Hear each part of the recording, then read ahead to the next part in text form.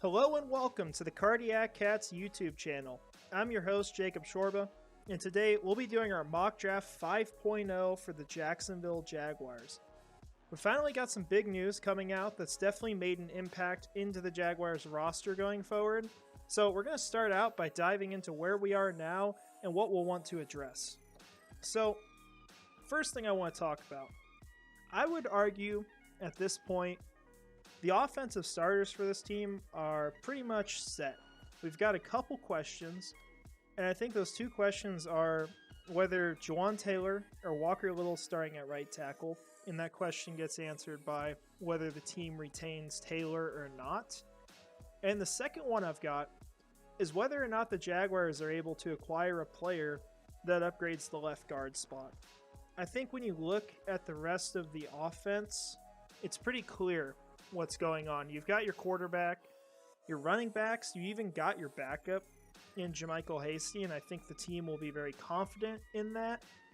At receiver, you've got your three starters, so that's set. It's really a question of what's going to happen behind them because you have Jamal Agnew probably sticking around with the team, fair to say, and then you'll probably get a rookie in. Ideally that happens, but that's not a starter, right? And so that's all set. And your offensive line, it's just really those two spots. Because you know Cam Robinson's your left tackle, you know Luke Fortner's your center, and you know Brandon Scherf's your right guard. So that's really the only spot that we're left here wondering about. Spots, I mean. So left guard and right tackle. Now, I think at this point, with the moves that have been made, and kind of what we expect to happen as well, because we do expect Shaquille Griffin to get cut. I don't think it's realistic that he stays on the team. I would say the sole need, and key word here is need. It's not a want, it's a necessity. So I think the one that we really have left at this point is for this team to get a slot corner. And ideally someone who has the versatility to play outside. Because if we have one of our outside corners go down, we want that player to move outside. And then you'd probably be starting Trey Herndon in the slot, assuming you don't get two cornerbacks that are better than him this offseason. So that's really the only absolute need on this roster. Now you can argue there are a lot of wants on the team. For example, a possession receiver on the offense. I think that's a want because you're losing Marvin Jones. You want to get someone who's going to be good in the red zone, someone that Trevor can trust. And so this is a place where we could look for that, definitely in the draft. I think other wants on this team, I think you want another tight end. I think ideally you're looking for a good blocker, but I could see the team going after another tight end that's similar to what Evan Ingram offers. I do think that's possible because I think they're going to select the best tight end on the board rather than what's the best kind of tight end to have as your number two. And that's if they're selecting a tight end, right? We don't know if they will. I think they will at some point, but we don't know for sure. It's not necessarily a need, it's a want. And so, I think it's possible you could see this team go after a player like Dalton Kincaid. Because with him, you're getting a player who profiles very close to what Zach Ertz was. He is obviously a player that Doug Peterson is very familiar with. And while he doesn't really fix the blocking issue, you're still getting a really dang good number two tight end to pair on this offense. And you go back to 2018, you look at how often that the Philadelphia Eagles ran those tight ends on the field with Doug Peterson coaching them. It was probably about over half the time. I mean, you had them on the field quite a bit. I think the numbers, because I looked into them earlier today out of curiosity, there was like 1,100 snaps for Zach Ertz, and then you have like almost 800 for Dallas Goedert. So the team can utilize them. But this is more of a want for the team, something that would be nice to add on. So I think you could look at another tight end. And then you also would like to have, and maybe you can consider this a need for myself. It's probably a lot closer to that than it is for the team. But I think getting another offensive lineman who's versatile and can immediately upgrade left guard is definitely something the team is going to look at, whether it's a want or a need. And then on the defensive side of the ball, you would like to get another interior defensive line prospect. You do not have to, but if there's a really good name on the board, you could definitely go that direction. And then one that I would also consider, whether or not people agree with this, I think getting another strong safety would be good. Someone who can sit for a year behind Rayshawn Jenkins and potentially take over after next season. And so the reason why I say that is because I think, as good as Rayshawn was this last year, next season, he's going to be someone they can move on from that would save them a lot of money. It would be roughly $9 million they would be able to save against the cap. That's going to be a pretty big deal, especially with them backloading still. And I'm not sure that Rayshawn will have as good of a season. I sure as heck hope he does. I'm rooting for him. But I think it's possible you kind of see him come back down to earth after basically winning the team 2 games. So I'm going to have realistic expectations for him, or a little lower of expectations than last year. I still think he'll be a really good player, but he's someone they could look to move on from. And I think just having another safety that you can throw in is nice. Because ideally, at this point, with all your starters mostly set, you're looking for really good backup options and long-term starters. That's what the team needs. So those are kind of the things we're going to look for. Our goal in this draft is really just to acquire the best players available. And we have to consider value in that. And value obviously would include how this player projects with the team. For example, although I don't want to necessarily just go after purely needs on the team, it's very unlikely at any point I'm drafting a linebacker, even if they fall extremely far, because how does that guy get on the field? There's already a rookie from last year who's having to back up at the spot, so are we going to throw in another player? While that player may be valuable in himself, the value they represent to the Jaguars is essentially nothing. I mean, unless they're just going to be an all-pro talent and you're going to have one of your picks from last year be a bust. So that's kind of how we're considering that. I think outside of that, we're going to assume that this team has signed free agents to fill what they would consider holes. So we're not going to pigeonhole ourselves into absolutely having to take a cornerback first, or even having to take a cornerback in this draft. I think it's really likely it happens, especially with how high I am on the corners, where I have them ranked. But we're not going to force ourselves to go one specific direction. And then finally, we will consider trading around. If it makes sense to trade up for a player that's falling, we will consider that, but we don't have to. And as far as trading back, it's kind of unlikely. On here, you have to propose all the trades, so it would have to be something that's clear and obvious that a team would want to move up for this player. So that's how we're going to deal with this.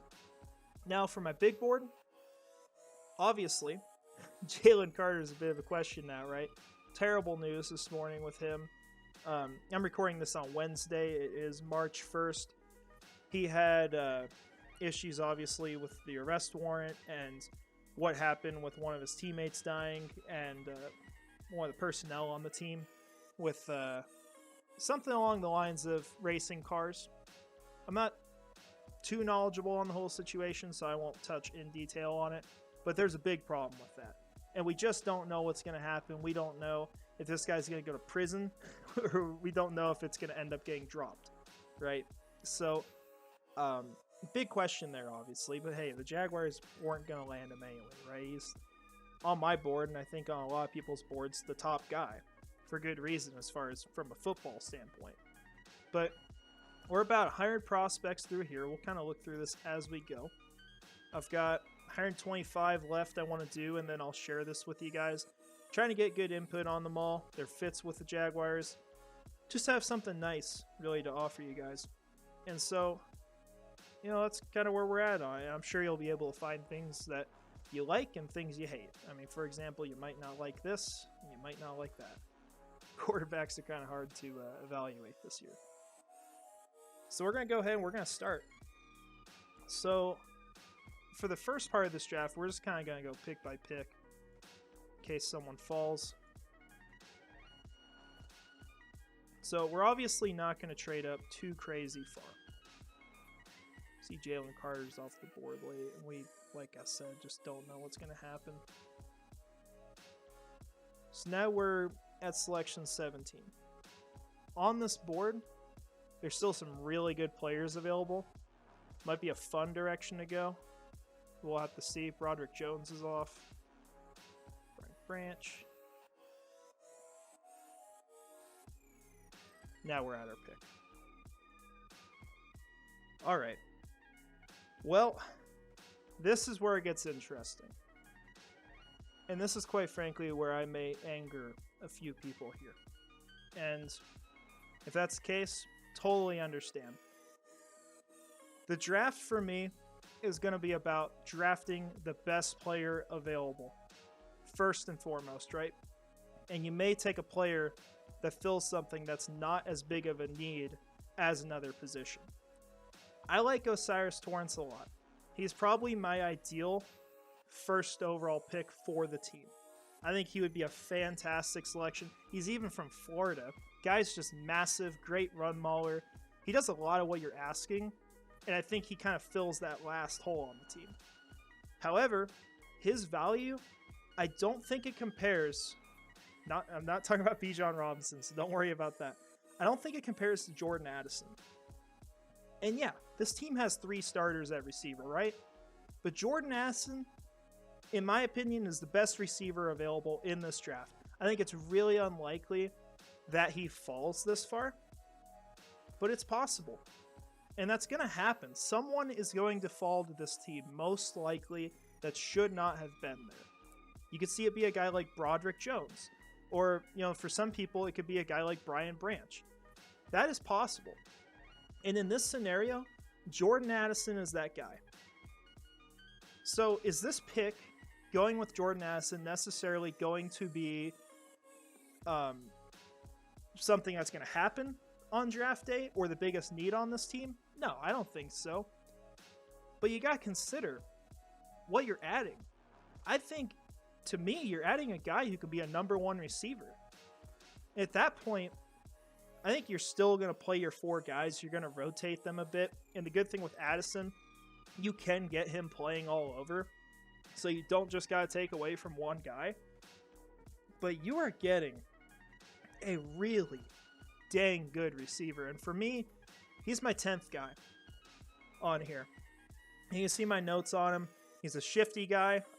Definitely hard to take down. Great after the catch. He's someone who can take the top off the defense. If you're putting him in over Zay Jones, that's what you're going to get out of him. You're going to get some of that same stuff. You're going to get a guy who can be explosive, someone who separates from defenders, an issue we've seen in Jacksonville for so long. The key word talking about wide receiver was always separation, right? We were talking about this the last 2 years because it was just this huge problem. He's a fantastic route runner. He's produced at a really high volume playing with Caleb Williams at USC. You pair him with another really dang good quarterback, someone who's better, if we're going to be honest. Caleb Williams is dang good, but Trevor is Trevor. And finally, this is the important part, he can play inside or outside. If you got a guy who goes down, which I think is possible, then you're able to play Jordan Addison in whatever spot that is. If it's Christian Kirk going down, you can put him in the slot. You can put him outside for Zay Jones or Calvin Ridley. And this also, I think after the season, it gives you 2 opportunities. And you don't have to take them, because it is possible that you keep all your receivers, especially with how cheap that Zay Jones is on his contract. It gives you the opportunity to either move on from Zay Jones if he does not have a great year, which we're not hoping for that, right? But it's possible. Like, you have an insurance policy here. And the other thing is, if Calvin Ridley comes back and it doesn't work out, you've got a replacement right here. And so you have an elite insurance policy and someone who will become an integral part of this offense. If you want to think of him in a very simple, short way of describing him, it's a smaller Stephon Diggs. That's the way he plays. It isn't to say he's Stephon Diggs, straight up. We're not saying that, but that's kind of how he compares. And so on this board, he's the top player available. Would it have been nice to go get an Osiris Torrance? Absolutely. You could argue it as well for, say Cam Smith. Would be another player. I don't know where Clark Phillips falls on here. You could say it for him. Dalton Kincaid's even a name I would consider. And there's Clark. But for this selection, we're going to go crazy. We're going to go get Jordan Addison.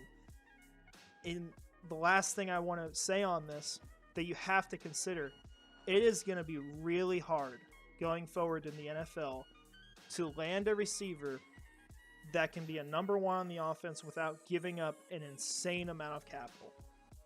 These receivers should be flying off the board. And if you're in the situation where somehow one has not, because this is going to happen in the future. We saw it last year where guys who were supposed to go in the 3rd or 4th round are going in the middle of the 2nd. If you have the option to select one, let alone a guy you think is the best receiver in the draft, you go take him. And so that's 15 minutes or so of us talking about this. But I think that's a topic worth discussing. It is an important topic because maybe the Jaguars are in that situation. In this situation we are. So we're going to go ahead, we're going to move a pick at a time. And so, not the start I expected, for sure. Not the way I thought it was going to go, but that is the way it goes. We're going to keep moving. We're going to evaluate this board here. So you see Bijan goes off really late. Dalton Kincaid, definitely a name I would consider, but you already, I think in this situation, you already hit receiver, so getting another tight end is kind of hard to do because even if you want to run 2 tight end sets, you're taking 2 really good receivers off the field, so it doesn't make a ton of sense. Anton Harrison's also a really good player. Could consider him. I think Clark Phillips would be a phenomenal fit with this team. Elijah Cansey would be really good, but at this point, I think we're just going to go straight to the pick. We're going to see what's left for us. So I think I know where we're going. But we got Luke Musgrave available. I'm not as high on him after kind of reviewing more prospects, but I still think he makes sense for the Jaguars. Siaki Ika, for me, just a very unrefined prospect. Seems like just power, and that's kind of it. John Michael Schmidt's more of a center. Still could be a really good player to select. Tyreek Stevenson is the guy I'm considering here. I think especially as I look down this board, that's the way I'm going to go. Now, other people I would have considered here. I think Chris Smith is kind of one that it may not be a great fit for the team. You're going to have to figure that out. Like, you could put him in the slot. I think the value of him and how good he is as a player is too much to pass up on. But I don't think he's the best player on the board here. He's pretty close. Steve Avila could also be a good guard to develop. Someone who's got the tools to do it. Really just needs that development. But on this board, the best player available and the most logical is Tyreek Stevenson. You're getting yourself a physical corner that is going to be able to play press coverage really well, going to be able to play man. He can move inside. He's got pretty dang good size. He really checks all the boxes that Mike Caldwell is going to be looking for. And he's not a guy who struggled in college that much. I mean, he's someone who, for some people, they're considering him as the 3rd or 4th best corner. For myself, I think I've got him at like 27. So on my board, you got C4. He is my 6th overall corner at 27. Pretty high on my board. And I think he deserves to be around that range. I think you could see him sneak into the 1st round. We'll go find him on here again. Or no, we took him. So that's our selection. If Will McDonald hadn't been taken, that would have been really hard to skip on too. I do have Stevenson a little higher, but that could have been another really good selection. So this is where we sit. Now, I'm just going to go ahead. I'm going to skip to these picks. I don't think we're going to trade around a bunch. We've kind of landed some big players, so we're going to take best guy available, the best we can. All right, so we're at our next pick. Off this board, man, usually this is Xavier Hutchinson. This is around the range I would get him. I'd even consider him in the second round, but obviously you kind of took care of that in the first round, so you're not going to look for that. I think here, off this board, Zach Charbonnet, if I remember everything about him, he's a player who kind of makes sense. He'd be a good complement, right? Yeah, so he's kind of, what he offers is pretty much everything you're missing in ETN. He's probably, out of all the prospects, other than obviously Bijan Robinson, the best one available that is a really good complement to ETN. So as a running back, he makes a lot of sense, but I think with Jermichael Hasty coming back, the value of that pick goes down a little bit and a little too much for me. At this point, I think Jacqueline Roy might be where we go. So, may not be the highest ranked on my board, but I like what he offers, and he's a guy who puts in a lot of effort. You could tell on film when you're watching him. He's someone who's going to fit into this culture really well if you get him here. He can collapse the pocket. You also see something that you don't see with a lot of interior rushers. He actually has a pass rush move. Feels like everyone I watch this class doesn't know what a pass rush move is, but Jacqueline Roy, he has a good swim move he can utilize. So you've got that. And he's a guy who's always going to pursue. The problems with him, he's kind of an on and off guy right now. Sort of putting it together still. He's not the most athletic because he's got this big size to him. And a lot of the time you'll see people that are blocking him, these tackles and guards, mostly guards, they'll go low on him.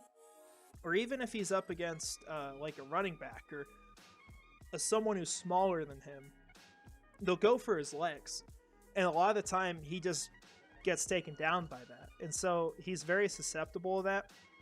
I think these are all things you can coach out of him, though, other than obviously athleticism.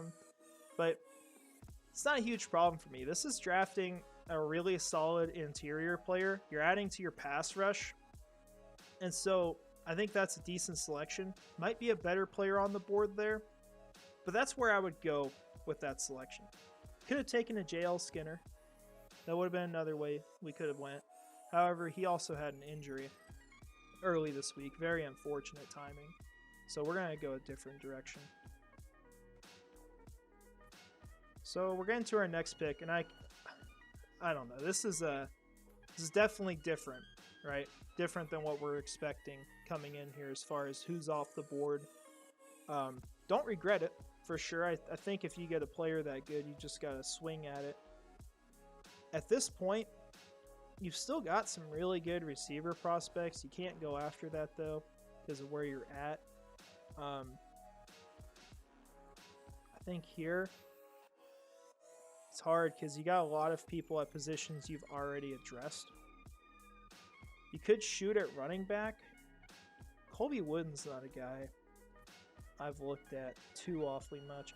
Roshan Johnson might be the way we go. He's a really nice complement to ETN. Be a really solid player to add at running back. It's just a question of how much does he get used. And obviously with Jermichael Hasty being re-signed for 2 years, that's a bit of an impact on that. Now going down this board, McClendon Curtis, I don't know much about him. I know the Jaguars looked into him. So let's look at his profile. Take a look into him. And a lot of these players I should get a look at, hopefully within the next few weeks, trying to get this whole big board together. So, yeah, it makes sense why they they talked to him, because, you know, the size and length, obviously, it's bulky's big thing. He cares about your frame and your tools, primarily. He's also got versatility, something we're going to look for. The wide zone, I think you can find him being a fit there in that kind of system. My issue here would be the movement. That kind of turns me off of some of these guys at this point in the draft. Like Andrew Voorhees, another guy that, yeah, he's super strong, but as far as movement, the guy just struggles mightily in that regard. But at this point, Anila Kior, he's another player I've got on here. Can't remember where I've got him. Yeah, his issue, I think, was technique. But he's a player who's got a pretty decent ceiling. And kind of the same thing with all the physical tools. And you see, he moves around pretty well. I think the only physical tool that I found was his arm length for him. I think that's a player that we could consider. I'm going to keep looking through this board, see if there's anyone else who stands out. Trey Dean could be a way we go here.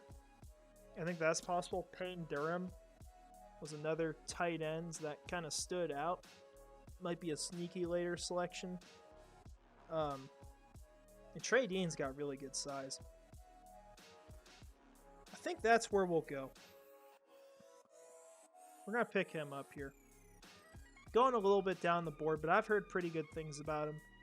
I think you could have considered, if you hadn't hit defensive line already, Mike Morris could have made sense as well. That's a name we didn't really talk about. But hey, Mike. Yeah, we're right back on the board. So, at this point, we've hit a strong safety. I think we're going to hit that offensive line. And so, to do that, let's kind of compare size. 6'6", 328. Kior, it's a little smaller. I think we're going to shoot for McClendon Curtis with all the good news that we heard about his interview with Jacksonville. I think that would make sense for a day 3 selection in the first round of day 3 and the 4th round overall. So that's the direction we're going to go. We want to hit the interior as well, adding a stronger guy there.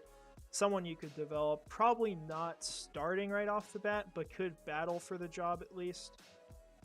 So we're hitting pretty good positions so far. It's a bit different, obviously, but this is where we're at.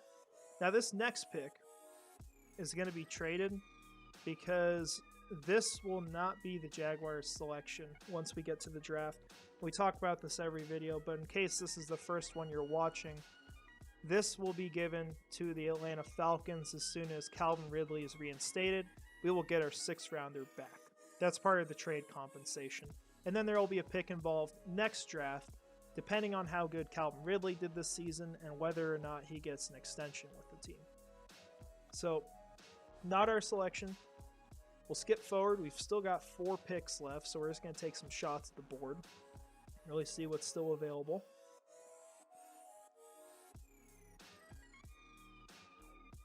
At this point, really not a lot of names that stand out big to me.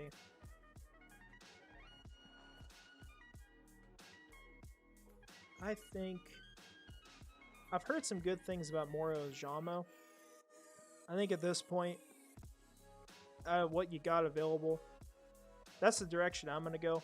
We hit defensive line already, obviously. I think you want to take a couple swings. If you're this late in the draft, you've got a prospect that is this good on the board that shouldn't be there. You're going to draft that prospect regardless. So that's where we're going to go with that first pick. I think here, let's see what's available. If you wanted to upgrade at kicker, you could go after Jake Moody. I don't think that's a necessity for the team, but that's an option. And hey, so far, Riley Patterson is not re-signed officially. He is not on the team for next year as of now. Now, going through this list, yeah, it really seems like the board is kind of barren at this point of the draft. Don't really got any names available. A lot of people I don't know too much about. I think at this point, I'll probably take a swing on Jake Moody just to bring in kicking competition. If you can find a reliable kicker at this point, that's good. And Jake Moody, from everything I know, he's the best kicker in this draft. So maybe you find something there, and hey, it's not Robert Aguayo. We're not spending a third rounder on him, so it's all right. We'll go to our next pick, take another shot at the board, and once again, these picks aren't as important. This is late in the draft. We're just taking shots on players. Off of this board, I like Trey Tucker. I don't think there's room for him on the roster, though. He's definitely not starting. I don't see where you have that happen. You need a lot of injuries to take place that you do not want. Might look at tight end here. Not sure anyone is really available at this point. Zach Kuntz is our top guy. He got freakish size. He's a tall guy. We might just go that direction. Wide receiver, we're probably not going to hit. We still haven't gone running back. So let's get a bigger guy in here, potentially. Or just someone who kind of offers something different. I might go, this might sound dumb because we've got ETN, obviously, but let's get the best guy here. Let's get Muhammad Ibrahim. And you see his production is massive. He had 1,600 yards last year, 20 touchdowns. Getting a bit of something there. So you're getting one of the best players on the board there. And for this final pick, and man, we are really getting to a lot of names I don't know too well. O'Shawn Mathis, another developmental guy. We've taken him before. He'd be a solid pick for the team at this point of the draft, and you're adding another player, kind of like Jordan Smith, where you're just trying to see if you can get something out of him long term. So we'll skip to the end. We'll evaluate this draft. I think we got pretty good value. As we got later on, I think they've changed the rankings on here a bit, because there are a lot of players that were gone, and then, hey, they should be gone. They're better prospects than what they were ranked, but still guys that I've got to get familiar with. So to evaluate this, very crazy start to the draft, obviously. We don't expect Jordan Addison to fall this far in the draft. However, it's possible that we have a prospect who's available at a point they should not be available at, and it could be at pick 24. And so this was the case here. We had other good players on the board. We had Osiris Torrance. I think, if I recall correctly, see actually who was all taken right after. Michael Mayer, another option the team had. Nolan Smith, I think, could be in play. Cam Smith, really good corner we've taken before. I'd even throw in Dalton Kincaid. For me, he's my tight end one. Even if he doesn't really complement what Evan Ingram already offers. And we know Evan Ingram's going to be back. Team confirmed that, whether it's a long-term deal or a franchise tag. But at this point, if you've got a really great player at one of those high importance positions, you have to pick that player. If Jordan Addison is available at 24, I just don't see how the team can feel good passing that up. I think you've just kind of got to divert what you're doing and take the best guy. And it's a better problem to have to figure out how to start a jam-packed position and get all these players out on the field rather than to just say, okay, we've got, most of our needs filled and we don't really have superstars. I think you'd rather have an embarrassment of riches at one position and an overall better roster. And we are assuming before the draft, and most teams should feel this way before it as well, that these positions on the team have been addressed. I think in free agency, we'll see the team make a couple moves, and I think when they leave free agency, when that period is over, they're going to feel confident in the roster they have, and this is how they will enter the draft. So we got the best player available on the board, Jordan Addison. Crazy pick, not likely, but that's the hand we're dealt, and that's the direction we're going. Tyreek Smith in the second, or Tyreek Stevenson, not Smith, in the second round. Again, best player available once again. You hit what's your biggest need on the roster right now. We're assuming that's already addressed, but you get a really dang good player, a physical guy who fits that man coverage system that Mike Caldwell wants to run. Jacqueline Roy in the third round. You're getting a defensive lineman, solid player. He's got pretty good size for the position, and you're looking to develop him into just a really nice rotational interior rusher. And maybe he's more than that. But you like the effort he has. You like the character he's going to bring to the team. All those things are great. In the fourth round, went a little bit different of a direction than we usually do. We kind of go after the same guys, but at this point, we're starting to see the roster come together, and the needs aren't going to all be the same or the points of emphasis. So we didn't take running back early because Jermichael Hasty's locked up. And so the value of adding a running back isn't as high.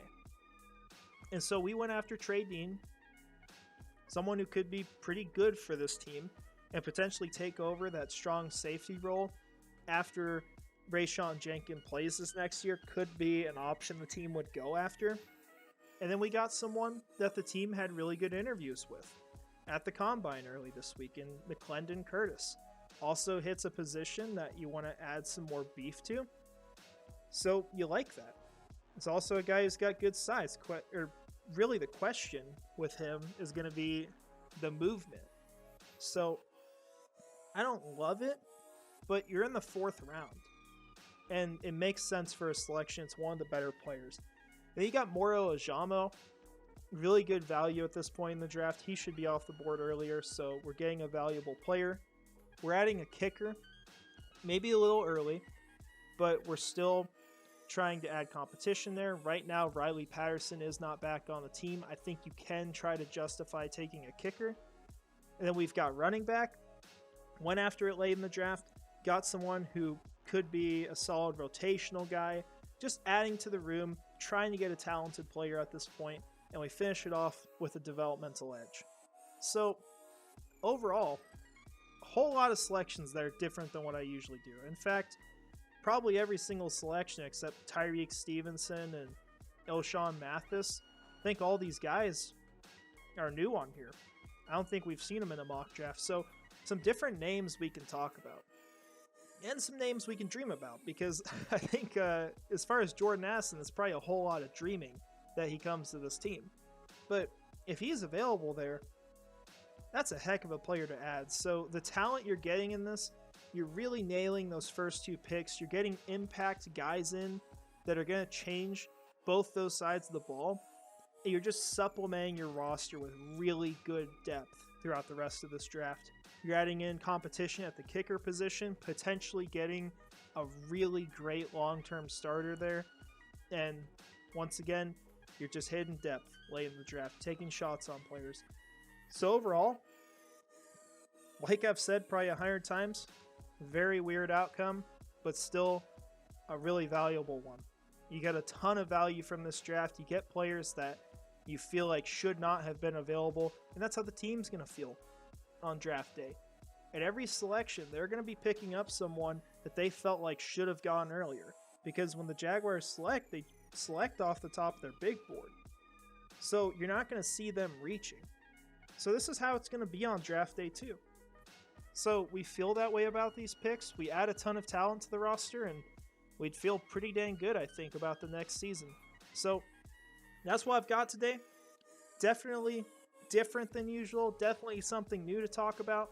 But ultimately, I think a pretty good draft. So I want to thank you all for watching. We'll have hopefully some Combine news later this week. Probably talk about that a little bit. That'll be the big topic. And we'll start to gear up for free agency soon. Probably have our first live show as well around then, I'm hoping. I think that would be nice. Just got to set up the logistics for it, get OBS ready, all that stuff. But I think that would be something fun to do. And it's going to be a really exciting next month of football, even if it's the off season. And hey, in April, we'll have the draft. I'll actually be there. So maybe we'll get some fun stuff recorded there. So I appreciate you all watching. I hope you have a great rest of your day. And finally, go Jags.